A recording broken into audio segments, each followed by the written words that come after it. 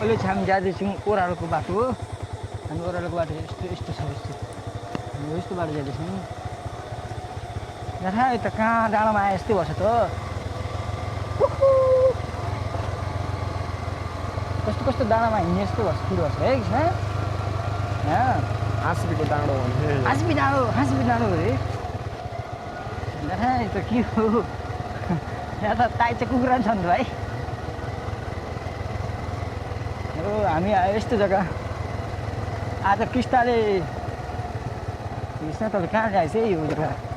उहाँ बाबा बसिरहेको छ अगाडि कि कता हो यता माथि म दाजु बसिरहेको छ अगाडि दाजु के गर्नु उता अगाडि के त होला के गर्नु लहट्यो भने यसले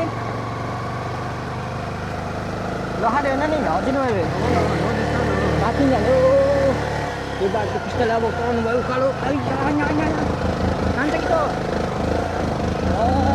दाजुले गऱ्यो पार्ने रहेछ साइकलले। भाउँछु साइ ढकाल यस्तो ढकाल्नु नपऱ्यो यो बाटो त अस्ति हामी आएपछि नि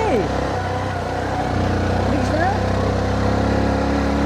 तातो गोला है